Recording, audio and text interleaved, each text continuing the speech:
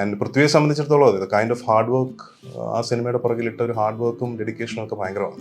കാരണം പൃഥ്വി ഷൂട്ട് ചെയ്യുന്ന സമയത്തുള്ള പൃഥ്വി ഇതുവരെ ആരും അങ്ങനെ ഒരു ഫോട്ടോ ഇതുവരെ കണ്ടിട്ടില്ല. മെലിഞ്ഞ ഒരു അവസ്ഥയിലൊരു ഫോട്ടോ പബ്ലിക് പ്ലാറ്റ്ഫോമിൽ വന്നിരുന്നു, പക്ഷെ അതല്ല, അതിലും ഭയങ്കര ക്ഷീണിച്ച ഒരു എമ്പുരാനോടെ വരെ അമ്മ എൻ്റെ ഒരു ഇന്റർവ്യൂവിൽ പറഞ്ഞു, നിങ്ങളൊന്നും ഫോൺ വിളി വളരെ കുറവാണെന്ന്. ഫോൺ വിളി വളരെ കുറവാണ്. അത് ഹൈദരാലി കൈ നിട്ട് പറയാൻ എനിക്ക് അല്ലേ? 242 സിനിമ, അത് തിയേറ്ററിൽ കളക്ഷൻ കിട്ടിയ സിനിമ 6 എണ്ണമാണ്, സക്സസ് ആയ സിനിമ 13 എണ്ണം. 244 സിനിമയുടെ എണ്ണത്തിലാണ് ഈ പറയുന്നത്. അല്ല, ചിലവർക്ക് അവാർഡ് കിട്ടുമ്പം they will get lot of opportunities. എനിക്ക് പേഴ്സണലി ഓപ്പർച്യൂണിറ്റീസ് കുറഞ്ഞ പോലെ. നമുക്ക് അങ്ങനെ തരാതിരിക്കുമ്പോൾ വളരെ മാനസികമായിട്ട് എനിക്കറിയാം, അന്നൊക്കെ മാനസികമായിട്ട് വളരെ ബുദ്ധിമുട്ടി. ആ സിനിമ കാണാനുള്ള അവസരം പോലും പ്രേക്ഷകർക്ക് നൽകുന്നില്ലാത്ത അവസ്ഥ. ആ സമയത്തൊക്കെ രുചിയെ കാണുമ്പോൾ നമുക്ക് തന്നെ വളരെ ദയനീയമായിട്ട് തോന്നും. ഇത്രയ്ക്കും ഭാരം ചുവന്ന് നടക്കുകയാണ്. സഞ്ചരിക്കുന്ന ഒരു കാര്യമാണ് അൺസർട്ടനിറ്റി എന്ന് പറയുന്നത്. ഞാനതിനെ അങ്ങനെ കാണുന്നു. അതിൽ നിന്ന് നമ്മൾ പഠിക്കുക, നമ്മുടെ സക്സസിൽ ഓവർ എക്സൈറ്റഡ് ആവാതിരിക്കുക.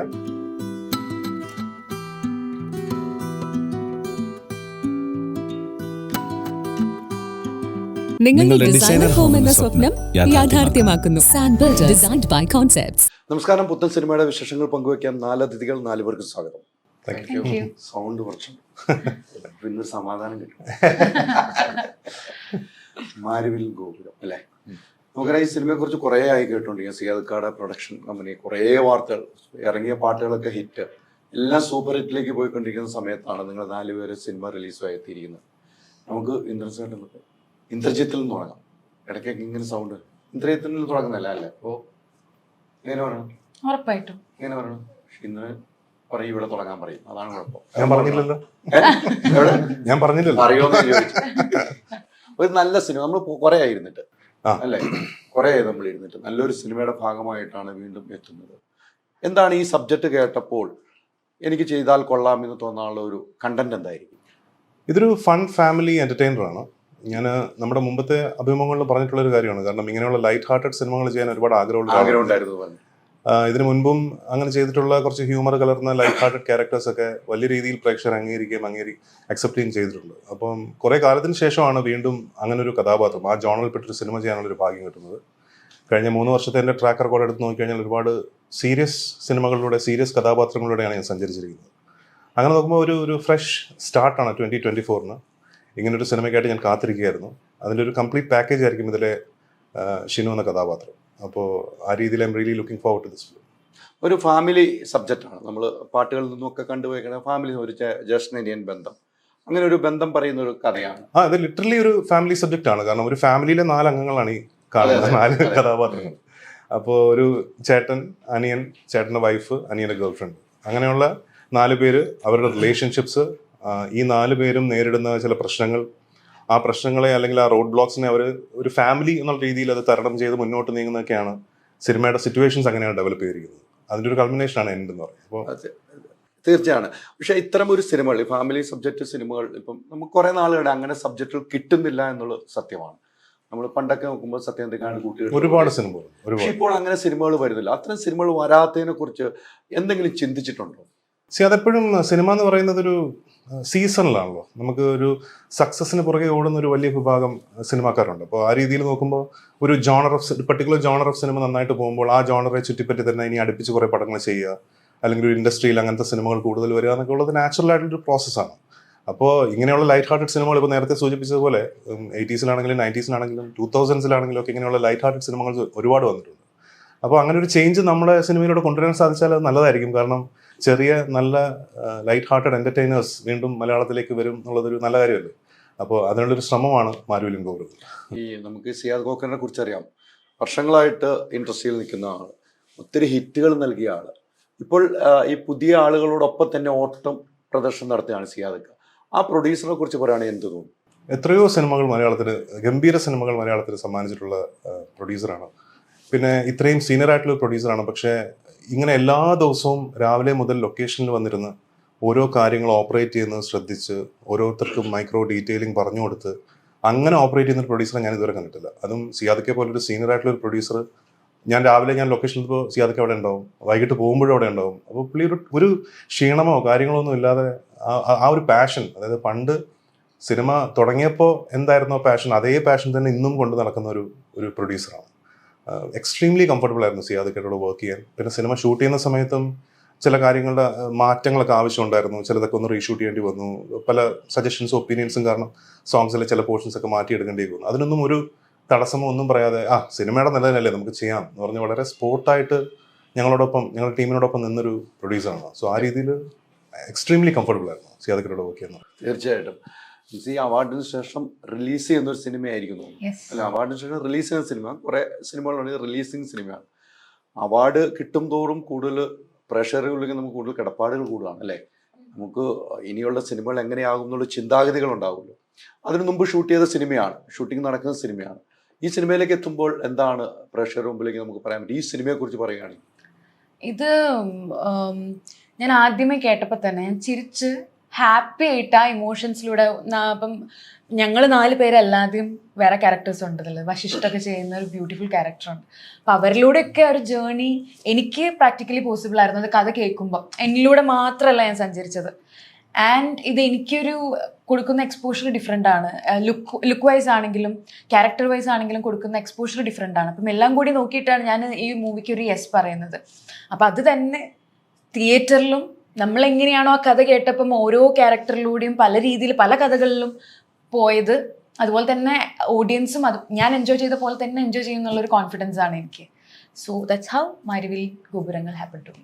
അല്ലെ, ഈ മരുവിൽ ഗോകുലേക്ക് ഒന്ന് തിരിച്ചെത്തുമ്പോൾ ഈ സിനിമയുടെ പേര് തന്നെ നമുക്ക് വലിയ രീതിയിൽ പ്രതീക്ഷ. ഗോപുരം എന്ന് പറയുമ്പോൾ തന്നെ നമുക്ക് പ്രതീക്ഷ കൂടുതലാണ്. ഗോപുരങ്ങളാണ് ഇപ്പൊ ചർച്ച എല്ലാ സ്ഥലത്തും നടന്നുകൊണ്ടിരിക്കുന്നത്. അപ്പൊ ഗോപുരം എന്ന് പറയുമ്പോൾ നമുക്ക് ഒരു പ്രതീക്ഷ നൽകുന്ന ഒരു കൂടാരമാണ് എന്ന് നമ്മൾ പറയാം. അതാണ് ഒരു ഫാമിലി എന്റർടൈൻമെന്റ് എന്ന് പറയുന്നതിന് ആ ഗോപുരമാണ് നമുക്ക് ഏറ്റവും കൂടുതൽ ആളുകളിലേക്ക് എത്തിക്കുന്നത്. ഈ സിനിമയിലേക്ക് വരുമ്പോൾ ഫാമിലി, ഇവരിപ്പം ജ്യേഷ്ഠനും 2 മരുമക്കൾ, അങ്ങനെയാണ് ഒരു കാമുകിയും ഒരു മരുമോളും എന്ന നിലയിലേക്കാണ് ഈ സിനിമ പോകുന്നതെന്നാണ് ഇന്ദ്രനേട്ടൻ പറഞ്ഞതെന്ന് എനിക്ക് മനസ്സിലായത്. ഇത്തരം ഒരു ഫാമിലി സബ്ജക്റ്റിൽ നമുക്ക് ഈ സിനിമ കണ്ടപ്പോൾ നമ്മുടെ അടുത്തൊരു ഫാമിലി ഉണ്ടായിരുന്നു, അല്ലെങ്കിൽ നമുക്ക് അറിയാവുന്ന ഒരു കുടുംബം ഇങ്ങനെയായിരുന്നു, നമുക്ക് പ്രേക്ഷകർക്ക് മനസ്സിൽ തട്ടുന്ന ഒരു ഫീൽ ഉണ്ടാവും സിനിമ കഴിയുമ്പോൾ. ലൈറ്റ് ഹാർട്ടഡ് ആണ് എന്നുവെച്ചാൽ ഇപ്പം ഭയങ്കരമായിട്ടും എന്നുവെച്ചാൽ ഒരു ഹാപ്പി എന്റർടൈൻമെന്റ്. ഓക്കെ, അത് പറഞ്ഞു വെക്കുന്ന വിഷയം ഡിഫറെൻ്റ് ആണ്. അതൊക്കെ ഈ ലൈറ്റായിട്ട് ഹ്യൂമറിലൂടെ കൺവേ ചെയ്യാനാണ് ശ്രമിച്ചിട്ടുള്ളത്. സോ അതൊരു കണ്ടിറങ്ങുന്ന പ്രേക്ഷകർക്ക് ഇറ്റ്സ് എ നൈസ് മൂവി എന്ന് തോന്നുന്ന രീതിയിലുള്ള ഒരു മൂവി ആയിരിക്കും. അത്തരം ഒരു മൂവി ആയിരിക്കും. യെസ്. അവാർഡ് കിട്ടിക്കഴിഞ്ഞപ്പോൾ എന്തായിരുന്നു ഈ സിനിമയുടെ ലൊക്കേഷനിലൊക്കെ ഉണ്ടായ ഒരു അനുഭവം? ഞാൻ ഡബ് ചെയ്യാൻ വീണ്ടും പോയിരുന്നു. അവാർഡ് കിട്ടിയതിന്റെ 2 ദിവസം കഴിഞ്ഞപ്പോൾ ഡബിങ്ങിൽ കയറി. സെലിബ്രേഷൻ തന്നെയായിരുന്നു. ജസ്റ്റ് ലൈക്ക് ആ മൂവി ഒരു സെലിബ്രേഷൻ തന്നെയായിരുന്നു. സെലിബ്രേഷൻ തീർന്നിട്ടില്ല എന്ന് എനിക്ക് തോന്നുന്നു. പല സ്ഥലത്തും പല പ്രോഗ്രാംസ് ഇപ്പോഴാണ് സെലിബ്രേഷൻ ഏറ്റവും കൂടി നിൽക്കുന്നത്. സിനിമ ഇറങ്ങാൻ പോകും, സിനിമ ഇറങ്ങാൻ അല്ല, പോകും. മാരിവിൽ എന്ന് പറയുന്നത്, മാരിവിലൻ ഗോപുരങ്ങൾ എന്ന് പറയുന്നത് ഒരു റെയിൻബോയുടെ കളേഴ്സ് പോലെയാണ്. ഒരു ഫാമിലിയിലുള്ള 4 പേര് 4 വ്യക്തികളാണ്, 4 ഡിഫറെന്റ് ക്യാരക്ടേഴ്സാണ്. ഇവർ 4 പേരും ഒരുമിച്ച് എങ്ങനെ മുന്നോട്ട് പോകുന്നു. ടീച്ചറിൽ പറയുന്നത് ഒരുത്തന് കല്യാണം കഴിക്കാനുള്ള കുട്ടി വേണം, ഒരുത്തന് കല്യാണം കഴിച്ചിട്ട് കുട്ടി വേണം. ആ ടീച്ചർ പല ചിന്താഗതികളുള്ള 4 പേരാണ്. അല്ല, അത് ആ ചിന്താഗതി ലോകത്തെല്ലാവർക്കും അങ്ങനെ ഉണ്ടെങ്കിലും ഇപ്പൊ നമ്മളൊരു ഫാമിലി എടുത്ത് നോക്കിയാൽ തന്നെ ഇപ്പോൾ നമ്മളെ പോലെ ആയിരിക്കില്ല നമ്മുടെ വൈഫ്, അല്ലെങ്കിൽ ഹസ്ബൻഡ് ആൻഡ് വൈഫിനെ പോലെ ആയിരിക്കില്ല കുട്ടികൾ. എല്ലാവരും 4 ഡിഫറെന്റ് ക്യാരക്ടേഴ്സാണ്. അപ്പൊ അവർ ഒരുമിച്ച് എങ്ങനെ അവരുടെ പ്രശ്നങ്ങൾ തരണം ചെയ്ത് മുന്നോട്ട് പോകുന്നു എന്ന് ഡിപ്പെൻഡ് ചെയ്തിരിക്കും ഒരു ഹാപ്പി ഫാമിലി ലൈഫ് എന്ന് പറയുന്നത്. അത് തന്നെയാണ് ഈ സിനിമ റിഫ്ലക്ട് തന്നെയാണ് ഈ സിനിമ പറഞ്ഞു വെക്കുന്നത് അല്ലെ. എന്തുണ്ട് വിശേഷം? നമ്മൾ കുറച്ച് ഇവിടെയൊക്കെ ഉണ്ടായിരുന്നു എന്ന് പറയുമ്പോഴും എവിടെയായിരുന്നു എന്നുള്ള ചോദ്യത്തിൽ പ്രസക്തിയില്ല. അങ്ങനെയൊക്കെ ചോദിച്ചു കഴിഞ്ഞാൽ നിനക്കറിഞ്ഞോളെങ്കിൽ ഞാൻ പറഞ്ഞു തരാമെന്ന് പറയുന്നവരായിരിക്കും. ഇവിടെയൊക്കെ തന്നെ ഉണ്ട്. പരിപാടിയൊക്കെ ആയിട്ട് ഇങ്ങനെ പോകും. എങ്ങനെയുണ്ട്? നന്നായി പോകുന്നു. ഇതേമാതിരി വില്ലൻ ഗോപുരങ്ങൾ ഭയങ്കര ഹോപ്പ്ഫുൾ ആണ്, ഭയങ്കര എക്സൈറ്റഡ് ആണ് ഈ സിനിമ ഇറങ്ങുന്നതിൽ. ഞാൻ ഒരു ഷെഫായിട്ടുള്ള ഒരു ക്യാരക്ടറാണ് ചെയ്യുന്നത്. അത് മാത്രമല്ല, ഈ ക്യാരക്ടറിനൊരു സോൾ ഉണ്ട്. പല സ്ഥലത്തും പറയാത്ത കുറെ കാര്യങ്ങൾ ഈ ക്യാരക്ടറിന്റെ ഇതിൽ കാണിക്കുന്നു. And I think it is important. ഇപ്പം നേരത്തെ വിൻസി പറഞ്ഞ പോലെ തന്നെ കുറെ കാര്യങ്ങൾ പറഞ്ഞു പോകുന്നുണ്ട് സിനിമയിൽ. അത് ഭയങ്കര ഹ്യൂമറസ് ആയിട്ടാണ് കാണിച്ചു പോകുന്നതും പലതും. അപ്പം മൊത്തത്തിൽ എല്ലാവർക്കും ഇഷ്ടപ്പെടുന്ന രീതിയിലാണ് ഈ സിനിമ വന്നിരിക്കുന്നത്. പേഴ്സണലി എനിക്ക് വർക്ക് ചെയ്തിട്ട് ഞാൻ ഓണസ്റ്റ്ലി ഭയങ്കര എക്സൈറ്റഡ് ആണ് ഈ സിനിമ. അപ്പം ഇതാണ് എന്റെ വിശേഷം. ഇപ്പോഴത്തെ വിശേഷം ഇതാണ്. എന്തായാലും ഒരു സബ്ജക്ട് നല്ല സിനിമയിലാകുക എന്നുള്ളതാണ് നമ്മുടെയൊക്കെ ആഗ്രഹം. അതെ. നമ്മൾ പിന്നെ പ്രേക്ഷകരാണ് വിധി എഴുതുന്നത്. നമുക്ക് സബ്ജക്റ്റ് ഇഷ്ടപ്പെടുന്നു, പ്രേക്ഷകർ കൃത്യമായിട്ട് വിധി എഴുതുന്ന പ്രേക്ഷകരാണ്, അതിന് യാതൊരു മാറ്റവും നമുക്ക് ഇഷ്ടപ്പെടുന്നു, നമ്മൾ സബ്ജക്റ്റ് ചെയ്തു. ഇപ്പൊ നമ്മൾ എക്സാം എഴുതി വെച്ചിരിക്കുകയാണ്, ഇനി മാർക്ക് ഇടുന്ന പ്രേക്ഷകരാണ്. ആ ഒരു വിശ്വാസത്തിനാണ് നമ്മൾ ഈ സിനിമ പ്രേക്ഷകർ മുമ്പിലേക്ക് വെക്കുന്നത്. ഞങ്ങൾ നന്നായി നല്ല മാർക്ക് കിട്ടുന്നുള്ളൊരു നന്നായി പഠിച്ചിട്ട് എഴുതിയിട്ടുണ്ട്. നന്നായിട്ട് പഠിച്ചിട്ട് എഴുതിയതാ. അതെ, നന്നായി പഠിച്ചിട്ട് ഇനി പ്രേക്ഷകർ മാർക്ക്, നമ്മൾ മാർക്ക് ഇട്ടിട്ടുണ്ട്. വേറെ വിശേഷങ്ങളൊക്കെ കുപ്പികളൊക്കെ ആണല്ലോ ഇന്ന് ഈ സിനിമയ്ക്ക്. കുപ്പിവള ഈ സിനിമയിൽ കുപ്പികൾ ഇട്ടിട്ടില്ല. ഇല്ല, അതുകൊണ്ട് ഇതിലിട്ടാണെന്ന്. അല്ല, എനിക്ക് ഇന്ന് രാവിലെ എണീറ്റപ്പോ ഇത് സോഫ്റ്റ് ആയിട്ട് എന്നിട്ടപ്പോ ഒന്ന് കുപ്പികൾ. എന്തായാലും ഈ സിനിമയുടെ ട്രെയിലറും പാട്ടുകളൊക്കെ കണ്ടിരുന്നു. നല്ലൊരു കഥാപാത്രമായിട്ട് തന്നെ നമുക്ക് തോന്നി. എങ്ങനെ ഉണ്ടായിരുന്നു ഈ രണ്ടുപേരിൽ നിന്നും ഒരു വ്യത്യസ്തമായി ഈ രണ്ടുപേർക്കുണ്ടായിരുന്ന പ്ലസും മൈനസും പറയുവാണെങ്കിൽ ഈ രണ്ട് കഥാപാത്രങ്ങൾക്ക്? ഇവർക്കോ? സിനിമയിലോ? സിനിമയിലോ പ്ലസും മൈനസ് ആയിട്ടൊന്നുമില്ല. ഇത് എല്ലാവർക്കും റിലേറ്റ് ചെയ്യാൻ പറ്റുന്ന 4 ക്യാരക്ടേഴ്സ് ആണ്. അപ്പോൾ എല്ലാവരുടെയും ക്യാരക്ടർ കാണുമ്പോൾ നമ്മൾ എല്ലാവരിലും, ചേട്ടനും എന്നിലും പ്ലസ്, അങ്ങനത്തെ പ്ലസും മൈനസുകളും ഉണ്ടാവുമല്ലോ. അപ്പോൾ റിലേറ്റ് ചെയ്യാൻ പറ്റുന്ന 4 ക്യാരക്ടേഴ്സ്. അപ്പോൾ ഇൻഡിവിജ്വൽ ആയിട്ട് പ്ലസും മൈനസും എടുത്ത് പറയണമെന്നുണ്ടെങ്കിൽ അത് സിനിമ കണ്ടിട്ട് തീരുമാനിക്കാൻ, അതല്ല അതിന്റെ ഒരു രസം. തീർച്ചയായിട്ടും. സംവിധായകനെ കുറിച്ച് പറയുമ്പോൾ, സംവിധായകൻ നമുക്ക് അറിയാവുന്ന പോലെ സിനിമകളിലൊക്കെ വന്നുപോയി ഒരു സംവിധായകൻ. ഇദ്ദേഹത്തിന് ഈ സബ്ജക്ട് നിങ്ങളുടെ മുമ്പിൽ കൊണ്ട് അവതരിപ്പിക്കുമ്പോൾ ചിലവർ അവതരിപ്പിക്കാൻ മിടുക്കരായിരിക്കും സ്ക്രിപ്റ്റ്, അതുപോലെ സിനിമയിൽ ഫലിപ്പിക്കണമെന്നില്ല. അതേക്കുറിച്ച് പറയുമ്പോൾ സംവിധായകനെ കുറിച്ച് എന്താണ് പറയുക? അരുണിന്റെ നറേഷൻ അടിപൊളിയായിരുന്നു. അരുണും പ്രമോദും ആയിരുന്നു വന്ന് സിനിമ നറേറ്റ് ചെയ്തത്. അപ്പോൾ ഒരു ഡയറക്ടർ അല്ലെങ്കിൽ റൈറ്റർ സിനിമ നറേറ്റ് ചെയ്യുമ്പോൾ അതിൽ അവർക്കുള്ള ഒരു കൺവിക്ഷൻ നമ്മളിലേക്ക് ട്രാൻസ്ലേറ്റ് ചെയ്യണമെന്നുണ്ടെങ്കിൽ അതാണ് എനിക്ക് ഒരു എക്സൈറ്റ്മെന്റ് തരുന്ന സംഭവം. And Arun is an excited person. എല്ലാ ഈ ചെറിയ കാര്യമാണെങ്കിലും ഡിസ്കസ് ചെയ്യുമ്പോഴും അതിൽ അരുണിൻ്റെതായിട്ടുള്ള ഒരു എക്സൈറ്റ്മെന്റ്, നമുക്ക് എക്സൈറ്റ്മെന്റ് ഉണ്ടെങ്കിൽ അത് അരുണിലും ട്രാൻസ്ലേറ്റ് ചെയ്യണമെന്ന് കാണാൻ പറ്റും. ആൻഡ് അത് സെറ്റിലും അങ്ങനെ തന്നെയായിരുന്നു. ആൻഡ് എന്തെങ്കിലും ഒരു ഡൗട്ട്സോ അല്ലെങ്കിൽ സജഷൻസോ എന്തെങ്കിലും ഉണ്ടായിരുന്നു എന്നുണ്ടെങ്കിൽ അതിൻ്റെ മുന്നിൽ പോയി പ്രസൻറ്റ് ചെയ്യാൻ നമുക്ക് ആർക്കും ഒരു ചമ്മലും വേണ്ട, ഒരു പേടിയും വേണ്ട, ഒന്നും വേണ്ട. ലൈക്ക് ദ ഹോൾ സെറ്റ് ഈ ടീസറും പാട്ടുകളൊക്കെ കാണുമ്പോൾ നമുക്ക് കിട്ടുന്ന ഒരു ഫീൽ ഉണ്ടല്ലോ, ഒരു സെറ്റും അങ്ങനെ തന്നെയായിരുന്നു. അരുൺ ബേസിക്കലി ഒരു ആർട്ടിസ്റ്റാണ്, നന്നായിട്ട് വരയ്ക്കും. അപ്പോൾ ആ ഒരു എസ്തറ്റിക് അരുണിൻ്റെ ഓരോ ഫ്രെയിംസിലുണ്ട്. ഇപ്പോൾ ലൂക്ക് കണ്ടാലും നമുക്കറിയാം, ലൂക്കയിൽ ഓരോ ഫ്രെയിമിനും ഒരു ഡിസൈനുണ്ട്, ഒരു ഭംഗിയുണ്ട്. അതിൻ്റെ ഓരോ ആർട്ട് വർക്കും അതിൻ്റെ ബാക്ക്ഗ്രൗണ്ടും അതിൻ്റെ സെറ്റിങ്ങിനും ഒക്കെ ഒരു ഡിസൈൻ ഉണ്ടാവും. അപ്പോൾ ആ ഒരു ഡിസൈൻ, അങ്ങനെ ഒരു എസ്തറ്റിക് ഡിസൈൻ ഈ സിനിമയ്ക്കുണ്ട്. അതാണ് ആ ഒരു സോങ്സ് കണ്ടവർക്ക് അറിയാം, ഓരോ വിഷ്വൽസിന് ഒരു ഭംഗിയുണ്ട്. അപ്പോൾ ആ ഓരോ ഫ്രെയിമും ഡിസൈഡ് ചെയ്ത് അങ്ങനെ തന്നെ വെച്ച് അതിനകത്ത് കൊണ്ടുവരുന്ന ഓരോ പ്രോപ്സും മൈക്രോ മാനേജ് ചെയ്ത് വെച്ച് അങ്ങനെ അത്രയും ഡീറ്റെയിലിങ്ങിൽ സിനിമ കാണുന്ന ഒരാളാണ് അരുൺ. അപ്പോൾ അതിൻ്റെതായ ഒരു എസ്തറ്റിക് ഭംഗിയും ഈ സിനിമയ്ക്ക് ഉണ്ടാവും എന്ന് ഞാൻ വിശ്വസിക്കുന്നു. ഈ സബ്ജക്റ്റിലേക്ക് വരുമ്പം നിങ്ങളുടെ ചേട്ടനും അനിയന്മാരാണ്, ഫാമിലി ജീവിക്കുന്നു, 2 പേരവിടെ ഉണ്ട്. നമ്മൾ ഈ സബ്ജക്റ്റിലേക്ക് വരുമ്പോൾ നേരത്തെ പറഞ്ഞതുകൊണ്ടാണ് ഞാൻ ചോദിക്കുന്നത്. പലരും പല രീതിക്കായിരിക്കും കുടുംബത്തിൽ. ഞാനായിരിക്കില്ല, എൻ്റെ ചേട്ടനായിരിക്കില്ല, എൻ്റെ വൈഫായിരിക്കില്ല, മറ്റ് കുട്ടികളായിരിക്കില്ല. നമ്മുടെ ഒരു ഫാമിലി ലൈഫും വെച്ച് നോക്കുമ്പോൾ ഈ സബ്ജക്റ്റിലേക്ക് വരുമ്പോൾ എങ്ങനെ റിലേറ്റ് ചെയ്യാൻ പറ്റുമായിരിക്കും? അങ്ങനെ ഒരു റിലേഷൻ്റെ ആവശ്യമുണ്ടെന്ന് എനിക്ക് തോന്നുന്നില്ല. എൻ്റെ ഫാമിലി പോലല്ല ഈ ഫാമിലി എൻറ്റയർലി ഡിഫറെൻ്റ് ഒരു ഫാമിലിയാണ്. പക്ഷേ ഇതിനകത്തൊരു ബ്രദർ ഡൈനാമിക്സ് ഉണ്ട്. അപ്പോൾ ഞാനും സർജനായിട്ടുള്ള പല സീനുകളും ഞാനും പൃഥ്വിയായിട്ടുള്ള പല സിറ്റുവേഷൻസ് എനിക്ക് ഓർത്തെടുക്കുന്ന ടൈപ്പ് സിറ്റുവേഷൻസ് ഈ സിനിമയിലുണ്ട്. ഒബ്വിയസ്ലി ചേട്ടൻ അനിയൻ എന്ന് പറയുമ്പോഴത്തേക്കും അങ്ങനെയുള്ള ഇൻട്രസ്റ്റിംഗ് ആയിട്ടുള്ള കുറേ മുഹൂർത്തങ്ങൾ നമ്മുടെ ലൈഫിലുണ്ടാവുമല്ലോ. സോ ആ രീതിയിൽ ഡെഫിനറ്റ്ലി ആ ഒരു ബ്രദർ ഡൈനാമിക്സ് തീർച്ചയായിട്ടും ഈ സിനിമയിൽ റിഫ്ലക്ട് ചെയ്തിട്ടുണ്ട്. And as A family also, like ഇപ്പോൾ എൻ്റെ വൈഫിൻ്റെ ക്യാരക്ടറാണ് ശ്രുതി ചെയ്യുന്ന ക്യാരക്ടർ. അപ്പോൾ ഞങ്ങളുടെ ഇതാണെങ്കിലും അല്ലെങ്കിൽ സിസ്റ്ററായിട്ട് ഇപ്പോൾ മീനാക്ഷി എന്ന് പറയുന്നത് റോണിയുടെ ഗേൾ ഫ്രണ്ടാണ്. അത് ഡിഫറെൻറ്റ് ഡൈനാമിക്സ് ആണ്. നമുക്ക് നമ്മുടെ റിയൽ ലൈഫായിട്ടൊരു കമ്പാരിസൺ വേണ്ട. പക്ഷേ അറ്റ് ദ സെയിം ടൈം സിനിമയ്ക്കകത്ത് ആ ഒരു ഡൈനാമിക്സ് നല്ല രീതിയിൽ നേരത്തെ പറഞ്ഞ പോലെ it's A story of relationships. ഒരു റിലേഷൻഷിപ്സിനെ ആഘോഷിക്കുന്ന ഒരു സിനിമയാണ്. അപ്പോൾ അങ്ങനെ പലതരം റിലേഷൻഷിപ്സ് ഈ സിനിമയിൽ കാണാൻ പറ്റും. അതുകൊണ്ട് തന്നെ ഞാൻ ചോദിച്ചത്, മീൻസ് നിങ്ങൾ തമ്മിൽ ഇതിനു മുമ്പ് ഇല്ല, ഫസ്റ്റ് ടൈം അല്ലേ അഭിനയിക്കുന്നത്? എങ്ങനെ ഉണ്ടായിരുന്നു? നമ്മൾ പുറത്തു നിന്ന് കാണുന്ന സിനിമ കാണുന്ന ഒരു വ്യക്തി ആയിരിക്കില്ല ലൊക്കേഷനിൽ വരുമ്പോൾ. ഒരിക്കലും അല്ല. ഞാൻ സ്ക്രിപ്റ്റ് റീഡിങ്ങിന്റെ സെഷനിൽ അധികം കമ്പനി അല്ലായിരുന്നു. നമ്മൾ റീഡ് ചെയ്തു, നമ്മൾ വീട്ടിലോട്ട് പോയി തിരിച്ചു പോയി. അപ്പം എനിക്കൊരു പേടിയുണ്ട്, എങ്ങനെയാണ് അപ്പം ഈ ഒരു കെമിസ്ട്രി, ഇപ്പം ബ്രദർ ആയിട്ടുള്ള ഒരു കെമിസ്ട്രി എങ്ങനെ വർക്കൗട്ട് ചെയ്യാൻ പറ്റും എന്നുള്ളത്. പക്ഷെ ഫസ്റ്റ് ഡേ ഓൺ സെറ്റ് എല്ലാം കൂളായിരുന്നു.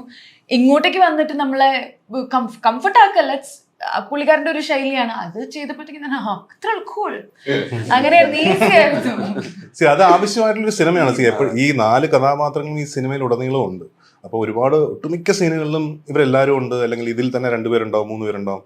അപ്പോൾ ആ ഒരു ഇന്റർപേഴ്സണൽ ഡൈനാമിക്സ് നമ്മുടെ ഇടയിൽ ഉണ്ടാവുക എന്ന് പറയുന്നത് വളരെ ഇമ്പോർട്ടൻ്റ് ആണ്. ആ ഒരു കംഫർട്ട് ലെവൽ ഉള്ളപ്പോഴാണ് നമ്മൾ സ്ക്രീനിൻ്റെ മുമ്പിൽ നിന്ന് പെർഫോം ചെയ്യുമ്പോൾ നമുക്ക് അത്ര ഫ്രീ ആയിട്ട് പെർഫോം ചെയ്യാൻ പറ്റുന്നത്. കാരണം അങ്ങനെ ഇംപ്രൊവൈസ് ചെയ്ത് നന്നാക്കിയിട്ടുള്ള ഒരുപാട് സീൻസ് ഉണ്ട്.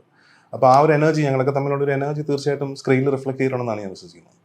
അത് കൃത്യമായിട്ട് കമ്മ്യൂണിക്കേറ്റ് ചെയ്യുന്നുണ്ടായിരുന്നു അല്ലെ? 4 പേര് കമ്മ്യൂണിക്കേറ്റ് ചെയ്യുക. അത്ര പ്രശ്നങ്ങളൊന്നും ഇല്ലാത്തൊരു വ്യക്തിയാണ് ലൊക്കേഷൻ. എല്ലാം നമുക്ക് പറഞ്ഞു തരാനും നമ്മൾ പറയുന്നത് സ്വീകരിക്കാനും തയ്യാറാവുന്ന ഒരു വ്യക്തിയാണ്. ഇതിനകത്ത് നിങ്ങൾ 4 പേരല്ലാതെ വസിഷ്ഠ എന്നൊരു ചൈൽഡ് ആർട്ടിസ്റ്റ് ഉണ്ട്. വസിഷ്ഠ ചെയ്തിരിക്കുന്ന കഥാപാത്രം ഭയങ്കര ഇൻട്രസ്റ്റിംഗ് ആയിട്ടുള്ള ഒരു ക്യാരക്ടറാണ്. കുട്ടികൾക്കൊക്കെ ഭയങ്കരമായിട്ട് ഇഷ്ടപ്പെടുന്ന ഒരു എലിമെന്റ് ഈ സിനിമയിലുണ്ട്. അതിന്റെ സർപ്രൈസ് അവർ അധികം പുറത്തു വിട്ടിട്ടില്ല. പക്ഷെ ഞാനും വസിഷ്ഠുമായിട്ട് കുറെ സീൻസ് ഉണ്ട്. അപ്പോൾ അതിനകത്തൊരു ചൈൽഡ് ആൻഡ് അഡൾട്ട് തമ്മിലുള്ള ഒരു ഡൈനാമിക്സ് അതിനകത്ത് നന്നായിട്ട് വർക്ക് ചെയ്തിട്ടുണ്ട്. ഭയങ്കര ഫണ്ണി ആയിട്ട് വർക്ക് ചെയ്തിട്ടുണ്ട്. മിന്നൽ മുരളി അതെ, പയ്യൻ നന്നായിട്ട് ചെയ്തൊരു പയ്യനും കൂടെയാണ്. അതും നല്ല രീതിക്ക് വർക്ക്ഔട്ട് ചെയ്ത് നന്നായിട്ട് വർക്ക്ഔട്ട് ആയി. ഇതിലൊരു മെയിൻ ലീഡ് തന്നെയാണ്. അതെ അതെ അല്ലേ, ഞങ്ങളോടൊപ്പം തന്നെ പ്രധാനപ്പെട്ട ഒരു ഇപ്പൊ പറഞ്ഞ പോലെ ഇവര് ജസ്റ്റിന്റെ ഒരു കോംബോ പറഞ്ഞിരുന്നല്ലോ, ഇത് സിനിമയിലും ഉണ്ടായിരുന്നു എന്നാണ് പറയുന്നത്. അങ്ങനെ എന്തെങ്കിലും ഫീൽ ചെയ്തോ? എനിക്കും ഇതുപോലെ ഒരു ബ്രദർ ഉണ്ട്. എന്റെ സ്വന്തം ബ്രദർ, എന്റെ അങ്കിളാണ്. പക്ഷെ ഞങ്ങൾ ലൈക്ക് ബെസ്റ്റ് ഫ്രണ്ട്സ്. എനിക്ക് ഇന്ദ്രന്റെ അടുത്ത് ഈ ക്യാരക്ടറിൽ പരിപാടികൾ ചെയ്യുമ്പോൾ എനിക്ക് ഈ സെയിം പരിപാടിയാണ് തോന്നിയിട്ടുള്ളത്. ഞാൻ പറഞ്ഞിട്ടുണ്ട് എന്റെ ഷിൻഡോ ചേട്ടൻ ഇതാണെന്ന് പറഞ്ഞിട്ടുള്ളൊരു ഇച്ഛ എന്ന് പറഞ്ഞിട്ടുണ്ട്. ഇച്ഛ എന്നാണ് ഞാൻ പടത്തിൽ വിളിക്കുന്നത്. അപ്പം എനിക്കും ഭയങ്കര റിലേറ്റബിൾ ആയിട്ടുള്ള ഒരു ക്യാരക്ടർ ആയിരുന്നു. ആൻഡ് ഓൾസോ എനിക്കും ഫസ്റ്റ് ഡേ വന്നപ്പം വെൻസ് പറഞ്ഞ പോലെ അങ്ങനെ കമ്പനി അല്ലായിരുന്നു. സ്പെഷ്യലി എനിക്ക് അങ്ങോട്ട് പോയിട്ട് സംസാരിക്കാൻ സീനിയർ ആയതുകൊണ്ടും അതൊക്കെ മനസ്സിലുള്ളതുകൊണ്ട് തന്നെ എനിക്ക് അങ്ങോട്ട് പോയി സംസാരിക്കാനോ അല്ലെങ്കിൽ ഭയങ്കര ഇൻഹിബിഷൻ ഉണ്ടായിരുന്നു. But I think he has made more efforts to make me comfortable. ഞങ്ങള് പിന്നെ ഭയങ്കര ചെല്ലായി എല്ലാവരും. ഒരു ദിവസം കഴിഞ്ഞപ്പോ എല്ലാം സെറ്റായി. ആ ഫോട്ടോഷൂട്ട് കഴിഞ്ഞ അല്ല, ഇന്ദ്രജിത്ത് എന്ന് പറയുമ്പോൾ നമ്മളൊരു സീനിയർ ആർട്ടിസ്റ്റ്, നമുക്കറിയാവുന്ന ഒരു സീനിയർ ആർട്ടിസ്റ്റ്, നമുക്ക് ആ ഒരു അകൽച്ചയാണ് ആദ്യം നമുക്ക് ഉണ്ടാവുന്നത്. അടുത്ത് ചെയ്യുമ്പോൾ ഈ പറഞ്ഞ പോലെ ഒറ്റ ദിവസം ഒന്ന് അടുക്കാനുള്ള ടൈം അല്ല, അതെല്ലാം എല്ലാവർക്കും ഉണ്ടായുള്ളൂ. ഞാന് ജനഗണമന വർക്ക് ചെയ്തപ്പോഴത്തേക്കിനും പൃഥ്വിരാജ് ചേട്ടൻ ഞങ്ങള് മിണ്ടിയിട്ടേ ഇല്ല. പുള്ളി വരും, വായിക്കും, എനിക്ക് കോമ്പിനേഷൻസും ഇല്ല. ആ കോർട്ട് റൂമിൽ അവിടെ ഇരിക്കും. അപ്പം ചേട്ടനാണല്ലോ, അതൊക്കെ പ്രതീക്ഷിച്ചാ എന്നുള്ളതായിരുന്നു. അപ്പൊ എങ്ങനെ ബ്രേക്ക് ചെയ്യും അത് ഈസി ആയിട്ടുള്ളൂ. അങ്ങനെയാണ്. അല്ല, അന്ന് പ്രത്യേക അതിന്റെ ഒരു തിരക്കിലായിരിക്കും. യെസ്, അതെ. പിന്നെ പുള്ളി കൈകാര്യം ചെയ്യുന്ന വെരി സീരിയസ് ഇതല്ലേ, വരിക, അതായത് ഫോക്കസ് ചെയ്യാ, പോവാ, ഈ ഒരു പ്രിപ്പറേഷൻ ആണ്. ഇവിടെ അതല്ലല്ലോ, സീരിയസ് മോഡേ അല്ല, ലൈറ്റ് ഹാർട്ടഡ്. അപ്പൊ ഇത് എങ്ങനെ ബ്രേക്ക് ചെയ്യും എന്നുള്ളത് തന്നെയായിരുന്നു. പക്ഷെ ഫോട്ടോഷൂട്ട് പറഞ്ഞ പോലെ ഇത് ഈ ബാക്ക്ഗ്രൗണ്ടിൽ കാണുന്ന ഫോട്ടോസ് ഒക്കെ എടുക്കുന്ന സമയത്ത് ഭയങ്കരമായിട്ട് വന്ന് നമ്മളോട് ഭയങ്കര ഇങ്ങോട്ടേക്കാണ് വന്നത്. എന്നുവെച്ചാൽ ഇങ്ങോട്ടേക്ക് വന്ന ആ ഒരു വൈബ് വന്നു. പിന്നെ സെറ്റായി. പിന്നെ ഫസ്റ്റ് എല്ലാം സെറ്റായിരുന്നു. എല്ലാം ഫുൾ ടീം സെറ്റായിരുന്നു മൊത്തത്തിൽ. നമ്മൾ മാത്രമല്ല, എല്ലാവരും നല്ലൊരു വൈബ്, എല്ലാവരും തമ്മിൽ നല്ലൊരു എനർജി. ഷൂട്ടിംഗ് തുടങ്ങാൻ തീർന്നൊന്നും അറിഞ്ഞില്ല. മൊത്തത്തിൽ ഒരുപാട് എല്ലാ ചെറിയ ചെറിയ വേഷങ്ങൾ പോലും കൈകാര്യം ചെയ്തിരിക്കുന്ന വളരെ റെപ്യൂട്ടഡ്. ഈ സിനിമകൾ നമ്മൾ തിരഞ്ഞെടുക്കുമ്പോൾ, ഇപ്പം ചേട്ടാണെങ്കിൽ കുറെ സിനിമകൾ തിരഞ്ഞെടുക്കുന്ന കാര്യത്തിൽ വളരെ സൂക്ഷ്മതയോട് കൈകാര്യം ചെയ്യുന്നു. എന്തെങ്കിലും പാളിച്ച സംഭവിച്ചതെന്ന് പിന്നീട് തോന്നിയിട്ടുണ്ടോ? പാളിച്ചകൾ സംഭവിക്കും. നമ്മൾ എല്ലാ സിനിമകളും നന്നായിരിക്കുമെന്ന് വിചാരിച്ച് അല്ലെങ്കിൽ പ്രതീക്ഷിച്ചാണ് ചെയ്യുന്നത്. നമ്മുടെ തീരുമാനങ്ങൾ ചിലപ്പോൾ ശരിയാവും, നമ്മുടെ തീരുമാനങ്ങൾ ചിലപ്പോൾ തെറ്റിപ്പോകും. അങ്ങനെ ഒരു നല്ല സിനിമ അല്ലെങ്കിൽ ഒരു ഓടുന്ന സിനിമ മാത്രം ചൂസ് ചെയ്ത് മുന്നോട്ട് പോകാൻ ഒരു ക്രൈറ്റീരിയ ഒന്നുമില്ല. നമുക്ക് വരുന്ന സിനിമകളിൽ നിന്ന് നമുക്ക് ചൂസ് ചെയ്യാന്നുള്ളതാണ് പ്രധാനമായിട്ട്. നമുക്കിപ്പോൾ എല്ലാ സിനിമകളും നമുക്ക് ചെയ്യാൻ പറ്റും നമുക്ക് വിശ്വസിക്കുന്നത് മണ്ടത്തരമാണ്. അപ്പോൾ നമുക്ക് വരുന്നൊരു സിനിമകളിൽ നിന്ന് നമുക്കൊരു സ്ക്രീനിങ് നടത്തി അതിൽ ഭേദപ്പെട്ടത് ഏതൊക്കെയാണ്. അപ്പോൾ എനിക്ക് വേറെ ബിസിനസ് ഒന്നുമില്ല, ഞാൻ സിനിമയിൽ അഭിനയിച്ച് ജീവിക്കുന്ന ആളാണ്. അപ്പോൾ അതുകൊണ്ട് ഒരു 10 സിനിമ വരുമ്പോൾ ആ 10 സിനിമയിൽ നിന്നും സ്ക്രീൻ ചെയ്ത് ഒരു 2-3 സിനിമകൾ സെലക്ട് ചെയ്ത് ചെയ്യുക എന്നുള്ളതാണ് ഞാൻ ചെയ്യുന്നത്. അതിൽ എനിക്ക് തെറ്റായ തീരുമാനങ്ങൾ ഉണ്ടായിട്ടുണ്ട്, ശരിയായ തീരുമാനങ്ങൾ ഉണ്ടായിട്ടുണ്ട്, ഒട്ടും പ്രതീക്ഷിക്കാത്ത ഭയങ്കര വലിയ വിജയങ്ങൾ ഉണ്ടായിട്ടുണ്ട്. അപ്പോൾ അതൊക്കെ സിനിമയുടെ ഒരു ഭാഗമാണ്. ഈ പറഞ്ഞ ഒരു അപ്സ് ആൻഡ് ഡൗൺസ് എന്ന് പറയുന്നത് എല്ലാ സിനിമയിൽ പ്രവർത്തിക്കുന്ന എല്ലാവരുടെയും കൂടെ സഞ്ചരിക്കുന്ന ഒരു കാര്യമാണ് അൺസർട്ടനിറ്റി എന്ന് പറയുന്നത്. ഞാനതിനെ അങ്ങനെ കാണുന്നുള്ളൂ.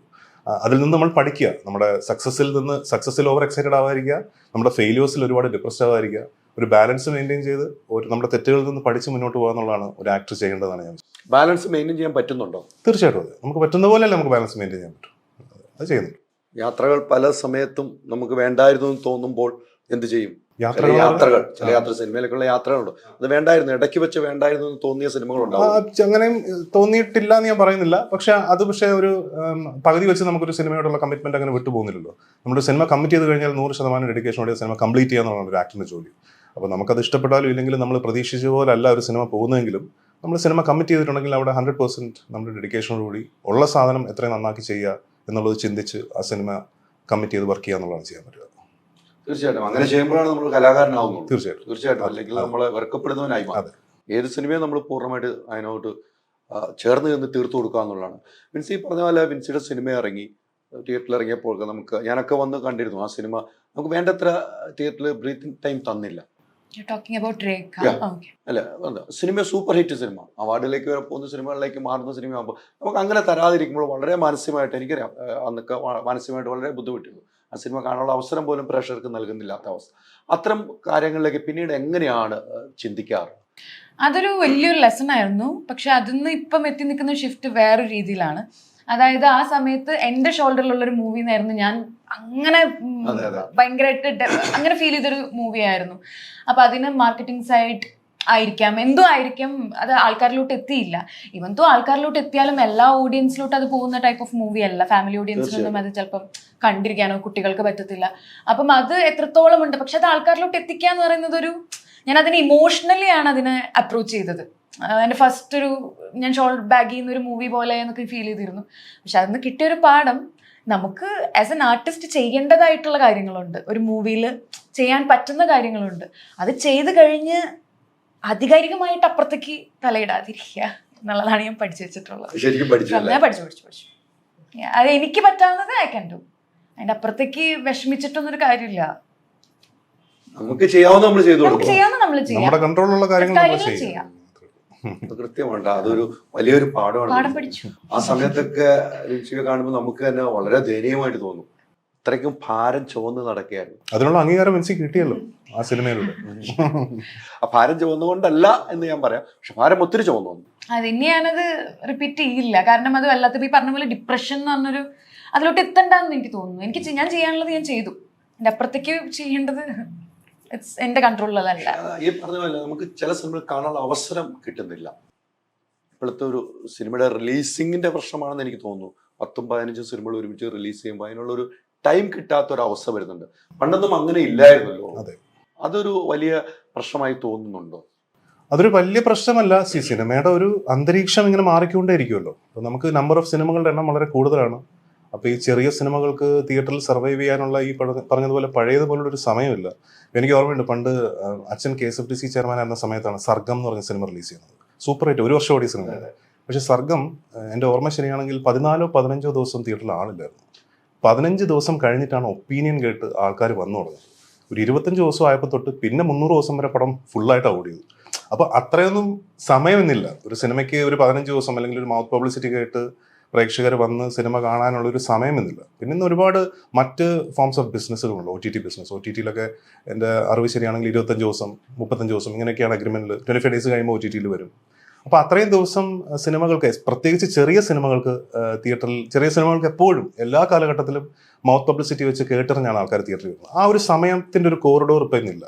ആദ്യത്തെ ഒരു 3 ദിവസം അല്ലെങ്കിൽ 4 ദിവസം ഒരു കളക്ഷൻ എന്ന് പറഞ്ഞാൽ ഒരു ചെറിയ സിനിമയെ സംബന്ധിച്ചിടത്തോളം വളരെ ഇമ്പോർട്ടൻ്റ് ആണ്. അപ്പോൾ അതുകൊണ്ട് നല്ല സിനിമയാണ് എന്ന് അടുത്തുള്ള ആൾക്കാരിൽ നിന്ന് കേട്ട് കഴിഞ്ഞാൽ തീർച്ചയായിട്ടും അധികം വൈകാതെ തന്നെ തിയേറ്ററിൽ വന്ന് സിനിമ കാണണം എന്നാണ് എൻ്റെ അഭ്യർത്ഥന. തീർച്ചയായിട്ടും അത് കേൾക്കാനുള്ള ടൈം കിട്ടിയാൽ മതി. അതെ. അത് തിയേറ്ററോട് മേലെ നമുക്ക് കുറ്റം പറയാൻ കഴിയില്ല എന്നുള്ളത് വാസ്തവമാണ്. ഇല്ല, ആരെയും കുറ്റം പറഞ്ഞ കാര്യമില്ല. സിനിമ എന്ന് പറയുന്ന ഒരു വലിയ മെഷീനറിയാണ്. അതിങ്ങനെ പോയിക്കൊണ്ടിരിക്കും. ചിലപ്പോൾ നമ്മളൊരു സ്ഥലത്തെ സ്ക്രൂ മാറ്റും, ഒരിടത്ത് ഇത് വയ്ക്കും, അങ്ങനെ ഓടിക്കൊണ്ടിരിക്കുന്ന ഒരു മെഷീനറിയാണ്. അതിൻ്റെ അന്തരീക്ഷം മാറുന്ന പോലെ തന്നെ അതിനകത്തുള്ള ഒരു എൻവയൺമെൻറ്റ് ഇങ്ങനെ മാറിക്കൊണ്ടിരിക്കും. സിനിമകളുടെ എണ്ണം മാറും, ജോണർ ഓഫ് സിനിമകൾ മാറും, അങ്ങനെ ഓടിക്കൊണ്ടിരിക്കുന്ന ഒരു മെഷീനറിയാണ്. അപ്പോൾ നമ്മൾ ആ കാലത്തിനൊത്ത് നീങ്ങുക എന്നുള്ളതാണ്. ബട്ട് ഡെഫിനറ്റ്ലി നമുക്ക് ആസ് എൻ ഓഡിയൻസ് അതിനോട് റെസ്പോൺസിബിലിറ്റിയും കൂടി ഉണ്ടെങ്കിൽ തീർച്ചയായിട്ടും ഇന്നത്തെ ഒരു കാലഘട്ടത്തിൽ ചെറിയ സിനിമകൾ കുറെ കൂടെ ശ്രദ്ധിക്കപ്പെടാനുള്ള ചാൻസ് കൂടുതലാണെന്നാണ്. ഒരു വർഷം 242 സിനിമയാണ് കഴിഞ്ഞ വർഷം ഇറങ്ങിയത്. അതാണ് നമ്പേഴ്സ് തന്നെ കണ്ടില്ലേ, 242 സിനിമ. അത് തിയേറ്ററിൽ കളക്ഷൻ കിട്ടിയ സിനിമ 6 എണ്ണമാണ്. സക്സസ് ആയ സിനിമ 13 എണ്ണം.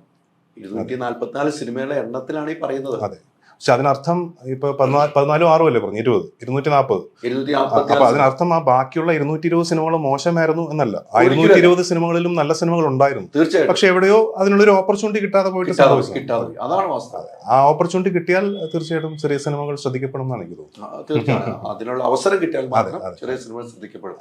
ഇത്തരം സിനിമകൾ ശ്രദ്ധിക്കപ്പെടാതെ പോയപ്പോൾ താങ്കൾ അഭിനയിച്ച സിനിമകളാണെങ്കിലും ശ്രദ്ധിക്കപ്പെടാതെ പോകുമ്പോൾ മാനസികമായി നമുക്ക് വലിയ ഒരു തകർച്ചയിലേക്കാണ് പോകുന്നത്. നമുക്കിനി നമ്മൾ എന്ത് ചെയ്തു വെച്ചിട്ടും ആളുകൾ കാണുന്നില്ല. അത്ര ചിന്താഗതിയിലൊക്കെ പോയിട്ടില്ല പല സിനിമകളും.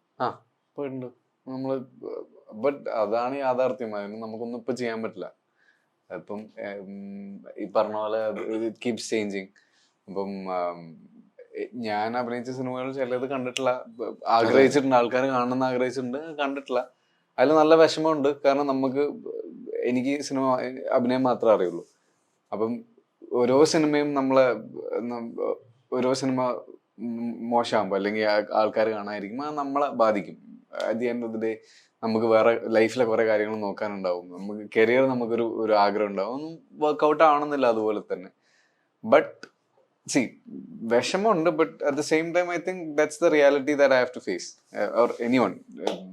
ഐ എം ഷുവർ എന്നെ പോലെ തന്നെ പലരും പല സിനിമകളും ചെയ്ത് ഇങ്ങനെ നല്ല സിനിമയാണെന്ന് വിചാരിച്ച് ആൾക്കാർ കാണാത്ത കുറെ സിനിമകളുണ്ടാവും. എന്നാലും it's part of the game.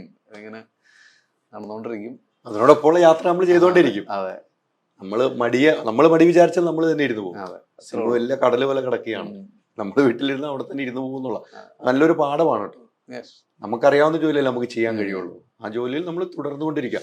നമ്മുടെ മനസ്സിടിഞ്ഞു പോലെ പറഞ്ഞതുപോലെ മനസ്സിടിഞ്ഞു പോലെ തീർച്ചയായും അല്ലേ? അപ്സ് ആൻഡ് ഡൗൺസ് വരും, പക്ഷെ നമ്മളിങ്ങനെ മുന്നോട്ട് പോയിക്കൊണ്ടിരിക്കുക. നമ്മുടെ യാത്ര അങ്ങനെ ഒരു നദി ഒഴുകുന്ന പോലെ. ഒഴുക്കിനൊപ്പം നമ്മൾ നീങ്ങുന്നു. അപ്പോഴോട് നമുക്ക് വിജയമുള്ളൂ. ഈ സിനിമയിലേക്ക് നമ്മൾ തിരിച്ചു വരുമ്പോൾ ഈ പറഞ്ഞ പോലെ ഒത്തിരി കഥാപാത്രങ്ങളുണ്ട്. സലീം കുമാറുണ്ട്, സായി കുമാറുണ്ട്. എല്ലാവരും ചെറിയ ചെറിയ വേഷങ്ങൾ വരുന്നെങ്കിലും അവർക്ക് വേണ്ട സ്പേസ് കൊടുത്ത് തന്നെയല്ലേ ഈ സിനിമ പോകുന്നത്. തീർച്ചയായിട്ടും ഇതിൽ ചെറിയ കഥാപാത്രങ്ങളാണെങ്കിലും ഓരോ ക്യാരക്ടേഴ്സിന് അവരുടേതായ ഐഡന്റിറ്റി ഉണ്ട്. അത് സിനിമ കാണുമ്പോൾ മനസ്സിലാവും. ചെറിയ ചെറിയ റോൾ ആണെങ്കിൽ പോലും വന്ന് പോകുന്നതിനൊരു സ്പേസ് ഉണ്ട്, ഒരു ഐഡന്റിറ്റി ഉണ്ട്. അല്ല വെറുതെ ഒരു കാര്യമില്ലാതെ വന്നു പോകുന്ന കഥാപാത്രങ്ങൾ ഒന്നുപോലും ഇല്ല ഈ സിനിമയിൽ. വളരെ ഇൻട്രസ്റ്റിംഗ് ആയിട്ടുള്ള ചെറിയ കുറേ ക്യാരക്ടേഴ്സ് ഉണ്ട് സിനിമയിൽ. സോ ആ രീതിയിൽ അത് ഇവരുടെയൊക്കെ പ്രസൻസ് അതിനെ ഭയങ്കരമായിട്ട് കോംപ്ലിമെന്റ് ചെയ്തിട്ടുണ്ട്. നമുക്കിന്റെ മ്യൂസിക്കാണ് എടുത്തു പറയേണ്ടത്. തീർച്ചയായിട്ടും നമ്മൾ എത്രയോ നാള് കാത്തിരുന്ന അദ്ദേഹം വിദ്യാസാഗർ ഒന്ന് മ്യൂസിക് ചെയ്യുക എന്ന് പറയുമ്പോൾ ഈ സിനിമയുടെ ഹൈപ്പ് വേറെ രീതിക്ക് വേണ്ടി ആ വലിയ ഷോ പോലെ തന്നെ ഇവിടെ നടത്താൻ കഴിഞ്ഞു.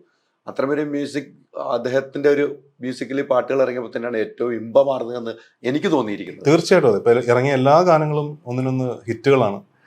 യൂട്യൂബിലാണെങ്കിലും ലിസണിങ്ങിലാണെങ്കിലും ഒക്കെ ഭയങ്കര കൂടുതലാണ് ലിസണേഴ്സ്. അപ്പം വിദ്യാജി കുറേ നാൾക്ക് ശേഷം എനിക്കൊന്ന് ലാസ്റ്റ് ചെയ്തത് സോളമന്റെ തേനീച്ചകൾ കഴിഞ്ഞിട്ട് മലയാളത്തിൽ ചെയ്യുന്ന സിനിമയാണ്. വിദ്യാജിയൊക്കെ നമ്മളൊക്കെ ഒരുപാട് ആരാധിച്ചിട്ടുള്ള, ഇന്നും ആരാധിക്കുന്ന ഒരു ആക്ടറാണ് ഞാൻ. വിദ്യാജി സംഗീതം നൽകിയിട്ടുള്ള ഒരുപാട് സിനിമകൾ ഞാൻ അഭിനയിച്ചിട്ടുണ്ട്. പക്ഷേ 21 വർഷം കാത്തിരിക്കേണ്ടി വന്നു വിദ്യാജി ഈണം നൽകിയ ഒരു ഗാനത്തിൽ അഭിനയിക്കാൻ. അപ്പോൾ അത് എന്നെ സംബന്ധിച്ചിടത്തോളം ഈ സിനിമയിൽ വളരെ സ്പെഷ്യൽ ആയിട്ടുള്ളൊരു കാര്യമാണ്. കാരണം മീശമാധവന്റെ സമയം മുതൽ വിദ്യാജിയുടെ ഗാനങ്ങൾ കേൾക്കുകയും പല സ്റ്റേജുകളിൽ പാടുകയും ഒക്കെ ചെയ്തിട്ടുണ്ട്. അന്നൊക്കെ സോങ്സും വിഷ്വൽസും ഒക്കെ കാണുമ്പോൾ തോന്നും എന്തെങ്കിലും ഒരിക്കൽ വിദ്യാജിയുടെ സോങ്ങിൽ അഭിനയിക്കണം. 21 ഇയേഴ്സ് കാത്തിരുന്നു. ഏതായാലും കാത്തിരുന്നെങ്കിലും വൈകി വന്നാലും വസന്തമായി വന്നല്ലോ എന്ന് ഓർക്കുമ്പോൾ ഒരു നല്ല ഗാനത്തിൽ, നല്ല വിഷ്വൽസ് ഉള്ള ഒരു ഗാനത്തിൽ അഭിനയിക്കാൻ സാധിച്ചു. നല്ല തീർച്ചയായിട്ടും അത് വലിയൊരു ആഗ്രഹം പോലെ നടക്കുന്നു എന്നുള്ളതാണ് ഈ സിനിമയിൽ നമുക്ക് കാണുന്നത്. ഈ സിനിമയിൽ മറ്റ് മേഖലയിൽ ഈ ഷൂട്ടിംഗ് ലൊക്കേഷനൊക്കെ എറണാകുളം തന്നെയായിരുന്നോ അതോ? എറണാകുളം ആയിരുന്നു മെയിൻലി. പിന്നെ നമ്മൾ കുറച്ച് സോങ് കട്ട്സിന് വേണ്ടി മാത്രം വാഗമണിൽ ഒരു ദിവസം പോയി ഷൂട്ട് ചെയ്തിരുന്നു, മാത്രമേ ഉള്ളൂ. ബാക്കി മെയിൻലി എറണാകുളം തന്നെ, എറണാകുളം ആൻഡ് സറൗണ്ടിങ്സ്. ഈ ഡയറക്ഷന്റെ കാര്യമൊക്കെ ഇന്നാൾ തൊട്ട് പറയുന്നുണ്ട്, എന്തായി എന്നുള്ളത് ഞാൻ ചോദിച്ചു തന്നെ വീണ്ടും പറയും, കാത്തിരിക്കാൻ പറയും എൻ്റെ അടുത്ത്. ഇല്ല, ഞാൻ പ്രിപ്പയർ ചെയ്യുന്നുണ്ടായിരുന്നു. പക്ഷെ ഞാൻ ഇപ്പൊ ഒന്ന് ഹോൾഡിൽ വെച്ചിരിക്കുക. സമയമാകുമ്പോൾ ഞാൻ എല്ലാവരും അറിയിക്കും. അതെ, നിങ്ങൾ ചോദിക്കുന്നില്ല, ഞാൻ പറയുന്നില്ലല്ലോ. ചോദിക്കുമ്പോ എനിക്ക് മറുപടി പറഞ്ഞില്ലേ. ഞാൻ ചോദിച്ചുകൊണ്ടിരിക്കുകയാണ് എന്താണെന്ന് അറിയാൻ വേണ്ടി ഒരു ആഗ്രഹമാണ്.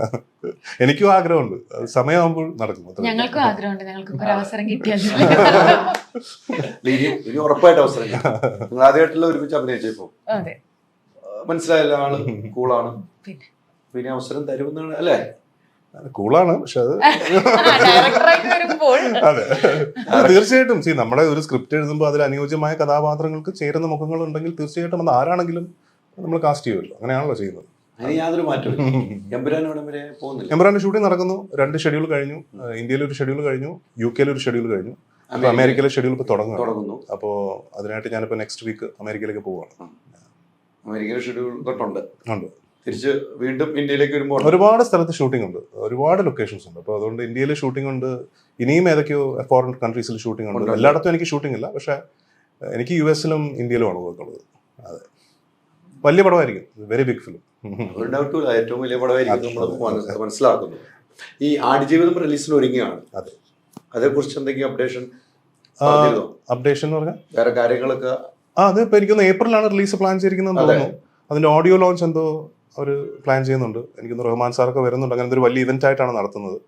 അതെല്ലാവരും ഉറ്റുനോക്കുന്ന ഒരു പ്രോജക്റ്റാണ്. കാരണം നമ്മളൊക്കെ വായിച്ചിട്ടുള്ള ഒരു പുസ്തകമാണ് ആടുജീവിതം. അപ്പം ആ രീതിയിൽ ഇന്ന് നമ്മുടെയൊക്കെ മനസ്സിലുണ്ടായ വിഷ്വൽ, ഞാൻ ആ ബുക്ക് വായിച്ചപ്പോൾ എനിക്കുണ്ടായിരുന്ന ഒരു വിഷ്വൽ എന്ന് പറയുന്നത് ഭയങ്കര ഒരുപാട് പെയിനും ഹേർട്ടും ഒക്കെ ആണ്. അപ്പോൾ അത് സിനിമയിലോട്ട് റിഫ്ലക്ട് ചെയ്യുമ്പോൾ ബ്ലസ് ചേട്ടനെ പോലെ എക്സ്പീരിയൻസ് ആയിട്ട് സംവിധായകൻ അത് കൈകാര്യം ചെയ്യുമ്പോൾ ഇത്രയും ഗംഭീര ടെക്നീഷ്യൻസ് അതിൽ വരുമ്പോൾ, ഇപ്പം റഹ്മാൻ സാറ് അല്ലെങ്കിൽ റസുപ്പുക്കുട്ടി, ഒരുപാട് വേൾഡ് ഫേമസ് ആയിട്ടുള്ള ആൾക്കാർ അതിൽ വർക്ക് ചെയ്തിട്ടുണ്ട്.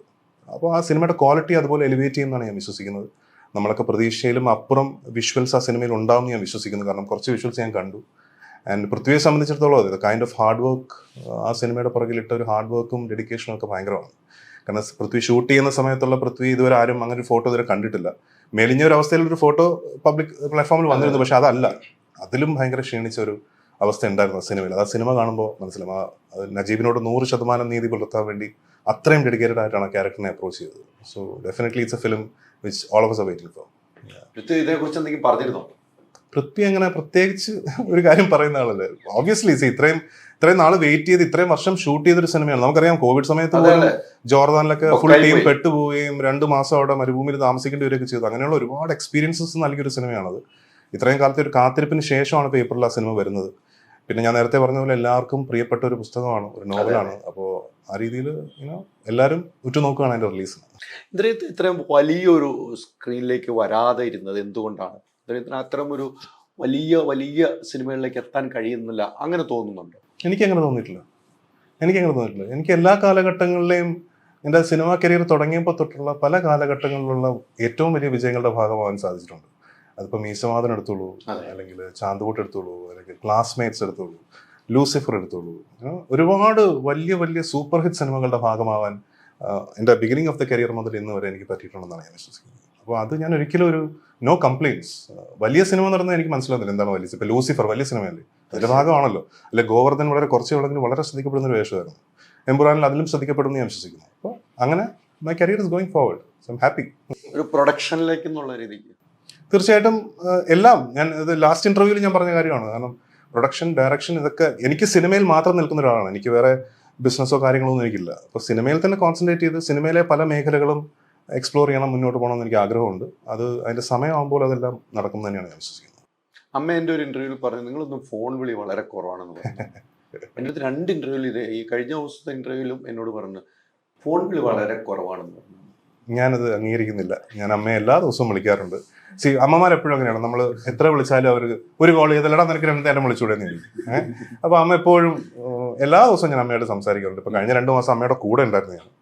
അപ്പോൾ എനിക്ക് വർക്കില്ല. ഇപ്പോൾ സെപ്റ്റംബർ കഴിഞ്ഞിട്ട് ഇപ്പോഴാണ് ഞാൻ വർക്ക് ചെയ്യാൻ പോകുന്നത്. അപ്പം 2 മാസം അമ്മ ഇവിടെ ഉള്ളപ്പോഴും അമ്മ ട്രിവാൻഡ്രത്തുള്ളപ്പോഴും അമ്മയോടൊപ്പം തന്നെ ഞാൻ ഉണ്ടായിരുന്നു. അതുകൊണ്ട് അങ്ങനെ ഒരു കംപ്ലയിന്റ് അടുത്തിടയ്ക്ക് അമ്മ പറഞ്ഞു കാണാൻ വഴിയില്ല. അത് ഹൈദരാലി കൈന്നിട്ട് പറയാൻ എനിക്ക് പറഞ്ഞത്. നമ്മുടെ ഈ സിനിമ ഏതാണ് ഷാജോനൊക്കെ അഭിനയിച്ച സിനിമയുടെ ഇന്റർവ്യൂ പോയപ്പോൾ അതെപ്പോഴാണ് മറ്റേ ട്രിവാൻഡ്രത്ത് ഷൂട്ട് ചെയ്ത സിനിമയല്ലേ, അത് കഴിഞ്ഞ വർഷം വന്നപ്പോൾ അത് കഴിഞ്ഞിട്ട് എന്നോട് പറഞ്ഞു. പക്ഷെ നിങ്ങളുടെ വിളി കുറവെന്ന് മാത്രം, പക്ഷെ വിളിക്കാതിരിക്കില്ല. ഇല്ല. ഇപ്പൊ അമ്മ രാവിലെ വിളിച്ചു കഴിഞ്ഞാൽ അമ്മ വൈകിട്ട് വിളിക്കും, എടാ എവിടെയാടാ നീയൊക്കെ നീക്കും. ഞാൻ രാവിലെ പറഞ്ഞില്ലേന്ന് പറയാം. അപ്പൊ അമ്മയ്ക്കൊരു തോന്നലാണ് നമ്മൾ വിളിക്കുന്നില്ല എന്ന്. പക്ഷെ പിന്നെ ശരിയാണ്, എല്ലാവരും ഷൂട്ടിങ്ങിലാണ്. അമ്മയും ചിലപ്പോൾ വിളിക്കുമ്പോൾ അമ്മ ഫോൺ എടുക്കാറില്ല, അമ്മയും ഷൂട്ടിങ്ങിലായിരിക്കും, ഞാനും ഒരു സ്ഥലത്തായിരിക്കും, പൃഥ്വി ഒരു സ്ഥലത്തായിരിക്കും. അത് എപ്പോഴും അങ്ങനെ എപ്പോഴും കണ്ടിന്യൂസ് ആയിട്ട് അങ്ങനെ വിളിച്ച് സംസാരിക്കാനുള്ള ഒരു ഓപ്പർച്യൂണിറ്റി കിട്ടാറില്ല. പക്ഷെ പറ്റുമ്പോഴൊക്കെ കാണാറുണ്ട്, സംസാരിക്കാറുണ്ട്. അത് തീർച്ചയായിട്ടും അങ്ങനെയാണ്. മീൻസ് ഇവിടെ നിന്നും കിട്ടിയിരിക്കുന്ന ഒരു ഉപദേശം ഉണ്ടായിരിക്കും സിനിമ ലൊക്കേഷനിൽ. ഇന്ദ്രിയത്തിൽ നിന്നും ഒരു ഉപദേശം എന്തെങ്കിലും കിട്ടിയിട്ടുണ്ടോ? ഉപദേശം ഇല്ല. അല്ല, എന്നാലും ഓരോ സമയത്തും നമ്മൾ ഓപ്പോസിറ്റ് അഭിനയിക്കുമ്പോൾ ഓരോ ടിപ്സുകൾ അങ്ങനെ ഓരോന്ന് പറഞ്ഞു തരാറുണ്ട്. പക്ഷെ ഇപ്പൊ ഞാനത് കറക്റ്റായിട്ട് ഓർക്കുന്നില്ല. അല്ല, അതെപ്പോഴും ഇപ്പൊ ഞാനിപ്പം ലാലേട്ടനോട് അഭിനയിക്കുന്നു, അല്ലെങ്കിൽ മമ്മൂക്കയോട് അഭിനയിക്കുന്നു, അവരുടെ ഒരു എക്സ്പീരിയൻസ് വെച്ച് അവര് അഭിനയത്തെ കൈകാര്യം ചെയ്യുന്ന ഒരു രീതി ഉണ്ടല്ലോ. അതിൽ നിന്ന് നമുക്കൊന്നും പറഞ്ഞു തന്നില്ലെങ്കിലും പറയാതെ കുറെ കാര്യങ്ങൾ നമുക്ക് മനസ്സിലാക്കി പഠിക്കാൻ പറ്റും. അങ്ങനെയുള്ള കാര്യങ്ങളാണ് ഒരു ആക്ടർ എന്നുള്ള രീതിയിൽ എനിക്ക് തോന്നിയിട്ടുള്ളത്. കാരണം നമ്മൾ വേറൊരു സീനിയർ ആക്ടറിനോട് അഭിനയിക്കുമ്പോൾ ഇത്രയും എക്സ്പീരിയൻസ് ആയിട്ടുള്ള ഒരു ആക്ടറിനോട് എനിക്ക് ഇപ്പോൾ റാം എൻ്റെ ഷൂട്ടിങ്ങിന് ഞങ്ങൾ ലണ്ടനിൽ 45 ഡേയ്സ് ഞാൻ ലാലേട്ടനെ ഒരുമിച്ചുണ്ടായിരുന്നു.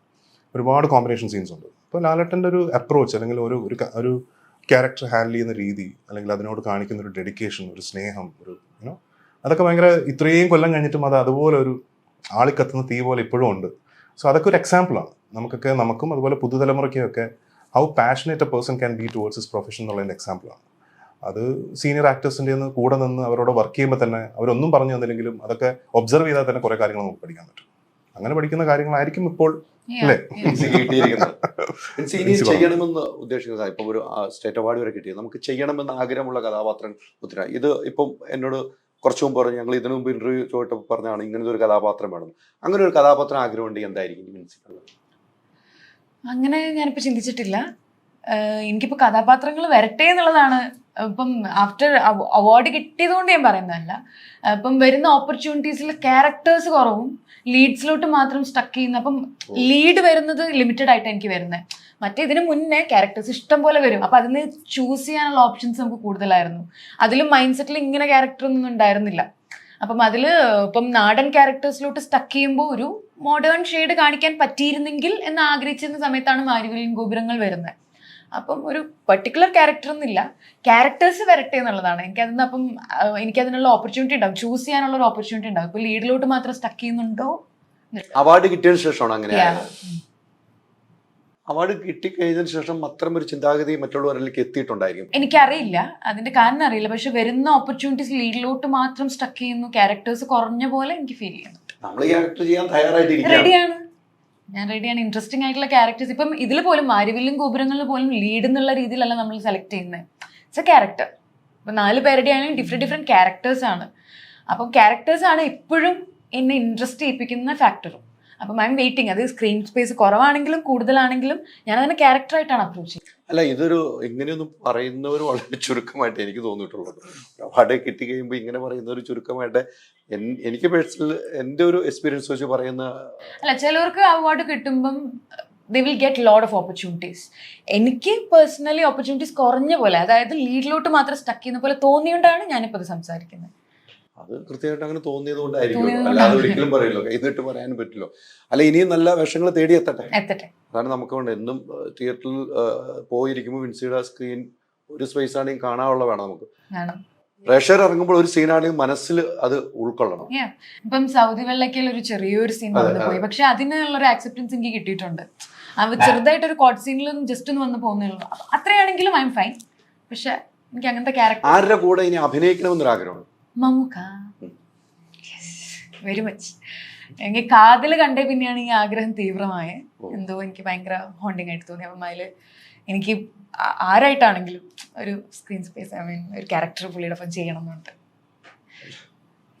സാധ്യമാകട്ടെ അല്ലെ? സാധ്യമാകട്ടെ. അങ്ങനെ നമ്മുടെ എല്ലാ ആഗ്രഹങ്ങളും സാധ്യമാണെന്നല്ലോ നമുക്ക് എല്ലാവരും ആഗ്രഹം.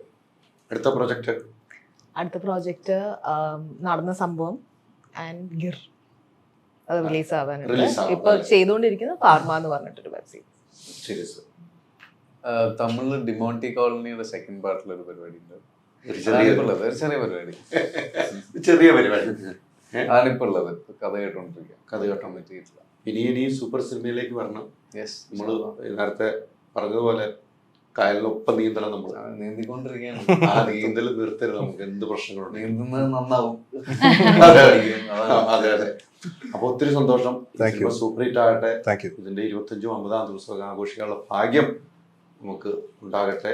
എമ്പുരാൻ അതിലും സൂപ്പറായിട്ട് തന്നെ തിരിച്ചു വരട്ടെ. ഞങ്ങൾ ഇതിന്റെ 25-50 ആഘോഷിക്കുമ്പോൾ ചിലപ്പോൾ അവിടെ ഷൂട്ടിങ്ങിലായെങ്കിലും ഞങ്ങൾ ഇവിടെ ആഘോഷിക്കും. തീർച്ചയായിട്ടും ആഘോഷിക്കാനുള്ള ഭാഗ്യം. ഇത്ര നേരം ഞങ്ങൾ സഹായിച്ച 4 പേർക്ക് ഒത്തിരി സന്തോഷം. അപ്പൊ മറക്കണ്ട, ഫെബ്രുവരി 16. മാരിവില്ലിൻ ഗോപുരം. Thank you.